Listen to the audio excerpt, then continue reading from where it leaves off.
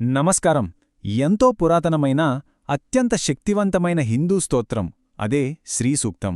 ఈరోజు మనం మూల గ్రంథాల ఆధారంగా ఈ అద్భుతమైన స్తోత్రం గురించిన ఒక లోతైన విశ్లేషణను ప్రారంభించబోతున్నాం. ఏమాత్రం ఆలస్యం చేయకుండా నేరుగా విషయంలోకి వెళ్ళిపోదాం. ముందుగా మనందరికీ ఒక ఆసక్తికరమైన ప్రశ్న రావచ్చు. అసలు ఋగ్వేదకాలం నాటి ఈ ప్రాచీన స్తోత్రంలో ఏముంది? అపారమైన సిరిసంపదలకు, అనంతమైన ప్రశాంతతకు ఇదే అసలైన రహస్యమని ఎందుకంటారు? ఈ విశ్లేషణ పూర్తయ్యేసరికి దీనికొక స్పష్టమైన సమాధానం మనకు దొరుకుతుంది. విభాగం 1. శ్రీసూక్తం యొక్క మూలాలు మరియు దాని నిర్మాణం. అసలు శ్రీసూక్తమంటే ఏమిటి? మూలగ్రంథాల ప్రకారం చూస్తే లక్ష్మీదేవిని స్తుతిస్తూ సంపద, శ్రేయస్సు మరియు సంతానోత్పత్తి కోసం రచించిన అత్యంత ప్రాచీనమైన సంస్కృత భక్తిస్తోత్రమిది. దారిద్ర్యాన్ని పారద్రోలి సిరులను ఆహ్వానించే మొట్టమొదటి స్తుతి ఇదేనని గ్రంథాలు చెబుతున్నాయి. దీని చారిత్రక ప్రయాణం చూస్తే నిజంగా ఆశ్చర్యం వేస్తోంది. ఎందుకంటే ఇది నిన్న మొన్నటిది కాదు. వేల సంవత్సరాల క్రితం నాటి ప్రాచీన ఋగ్వేదంలోని ఖిలానీ అనబడే భాష్కల శాఖ అనుబంధాల నుండి ఇది ప్రారంభమైంది. బౌద్ధ పూర్వయుగం నాటికే ఎంతో ప్రాముఖ్యత సంతరించుకొని నేటి ఆధునిక కాలంలో కూడా తన సజీవత్వాన్ని నిలుపుకోవడం నిజంగా మామూలు విషయం కాదు. ఇక్కడ ఒక ఆసక్తికరమైన విషయం గమనించాలి. ఈ స్తోత్రం కేవలం అక్షరాల కూర్పు మాత్రమే కాదు. ఇది ఒక అద్భుతమైన గణిత మరియు కవితా ఛందస్సుల కలయిక. ఛందస్సు అంటే మంత్రాన్ని పలికే ఒక శాస్త్రీయమైన లయ. చాలా మంత్రాలు అనుష్టుప్ ఛందస్సులో ఉంటే 4వ మంత్రం బృహతిలోనూ, 5-6 మంత్రాలు త్రిష్టుప్లోనూ, ఇక ముగింపు మంత్రం ప్రస్తార పంక్తి ఛందస్సులోనూ అత్యంత శాస్త్రీయంగా కూర్చబడ్డాయి. ఇక ఈ శ్లోకాలను దర్శించిన ఋషులు 4: ఆనంద, కర్దమ, చిక్లీత మరియు హిరణ్యగర్భ. మూల గ్రంథాలలో ఉన్న ఒక ఆశ్చర్యకరమైన వాస్తవమేమిటంటే ఈ మొదటి 3 ఋషులు స్వయన ఆ శ్రీ మహాలక్ష్మీ పుత్రులుగానే కీర్తించబడ్డారు. బహుశా అందుకేమో వారు ఈ స్తోత్రాన్ని అంత శక్తివంతంగా అమ్మవారికి అంకితం చేయగలిగారు. విభాగం 2. లక్ష్మికి ఆహ్వానం, అలక్ష్మి నిర్మూలన. ఈ అద్భుతమైన వాక్యాన్ని ఒక్కసారి గమనిద్దాం. శ్రీసూక్తం నేరుగా లక్ష్మీదేవి ప్రార్థనతో కాకుండా అగ్నిదేవుడిని ప్రార్థించడంతో ప్రారంభమవుతుంది. ఓ అగ్నిదేవా, బంగారు మేని ఛాయగల మహాలక్ష్మిని నా కొరకు ఆవాహన చేయుము అంటూ అగ్నిదేవుడిని ఒక పవిత్రమైన సందేశహరుడుగా భావిస్తూ ఈ స్తోత్రం ఎంతో గంభీరంగా మొదలవుతుంది. ఇక్కడే ఈ మంత్రాల ద్వంద్వ స్వభావం మనకు స్పష్టంగా కనిపిస్తుంది.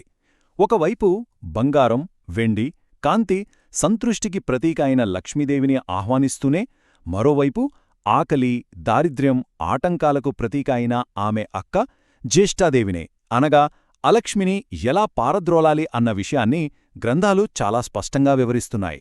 దీని వెనక ఉన్న లాజిక్ మనం అర్థం చేసుకోవాలి. కేవలం సంపదను ఆహ్వానిస్తే సరిపోదు కదా. ముందుగా ఇంట్లో మనసులో ఉన్న ప్రతికూలతలను, అజ్ఞానాన్ని, దారిద్ర్యాన్ని సూచించే ఆ జ్యేష్ఠాదేవిని సమూలంగా నాశనం చెయ్యాలని గ్రంథాలు ఖచ్చితంగా చెబుతున్నాయి. అంటే పాత చెత్తను వదిలించుకుంటేనే కదా కొత్త వెలుగుకు చోటు దొరికేది. అప్పుడే లక్ష్మీదేవి స్థిరంగా నివాసముంటుంది. విభాగం 3. పారాయణ నియమాలు, పద్ధతులు. మరి ఈ ప్రాచీన సంస్కృత సూచనలను మన దైనందిన జీవితంలో ఎలా ఆచరించాలి? శారీరక, మానసిక శుద్ధిని పాటించడం, శ్రీచక్రం లేదా కనీసం ఒక తమలపాకుపైన కుంకుమార్చన చేయడం, నెయ్యితో ప్రతిరోజూ హోమం చేయడం మరియు మంత్రాలను 108 సార్లు పఠించడం ఇవి ఇందులో చెప్పబడిన అత్యంత ప్రధానమైన పద్ధతులు. ఇక్కడ కనిపిస్తున్న 15 అనే సంఖ్య చాలా కీలకం. శ్రీసూక్తంలో ఉన్న ముఖ్యమైన 15 మంత్రాలను పంచదశర్చం అని అంటారు. ఇంద్రియాలను నిగ్రహించి ఈ 15 మంత్రాలను ఎవరైతే సదా జపిస్తారో వారు ఖచ్చితంగా ఆశించిన ఫలితాలను పొందుతారని గ్రంథాలు ఘంటాపథంగా చెబుతున్నాయి. విభాగం 4. వాస్తవ ప్రయోజనాలు. మరిదంతా చేస్తే మనకు దొరికే వాస్తవ ప్రయోజనాలేమిటి? మూల గ్రంథాల ప్రకారం ప్రాపంచిక అవసరాలకు దీంట్లో అద్భుతమైన పరిష్కారాలున్నాయి.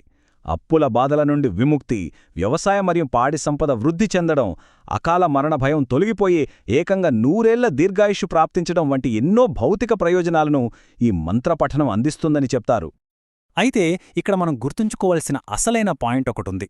ఈ ప్రయోజనాలు కేవలం డబ్బుకు సంబంధించినది మాత్రమే కాదు. ఇదొక లోతైన మానసిక, ఆధ్యాత్మిక పరివర్తన. ఈ స్తోత్రాన్ని శ్రద్ధగా పఠించేవారి మనసులో నుండి కోపం, అసూయ, దురాశ, చెడుతలంపులు శాశ్వతంగా తొలగిపోతాయని మూలాలు స్పష్టం చేస్తున్నాయి. నిజమైన సంపద అంటే ఇదే కదా? విభాగం 5 తిరుమలలో శ్రీ సూక్తం. బౌద్ధ పూర్వ యుగానికి చెందిన ఈ పవిత్ర మంత్రాలో ఒక చరిత్రగా మిగిలిపోలేదు. నేటికీ మన ఆంధ్రప్రదేశ్లోని తిరుమల శ్రీ వెంకటేశ్వర స్వామి ఆలయంలో అవి ప్రతిధ్వనిస్తూనే ఉన్నాయి. ప్రతి శుక్రవారం స్వామివారికి జరిగే 3 గంటల తిరుమంజల సేవలోనూ, అలాగే ప్రతిరోజూ జరిగే ఆర్జిత వసంతోత్సవంలోనూ ఈ శ్రీసూక్తాన్ని అత్యంత భక్తిశ్రద్ధలతో పఠిస్తూనే ఉన్నారు. ఇక ఈ విశ్లేషణను ముగించే ముందు ఒక చిన్న ఆలోచన చేద్దాం. గ్రంథాలు చెప్పినట్లుగా ఇది క్రోధం, అసూయను పోగొడుతుంది.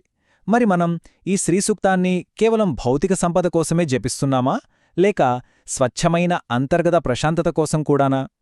ఈ లోతైన ఆలోచనతో నిజమైన శ్రేయస్సు అంటే ఏమిటో మనం మరింతగా అన్వేషించాలని ఆశిస్తూ ముగిస్తున్నాను. మళ్ళీ కలుద్దాం.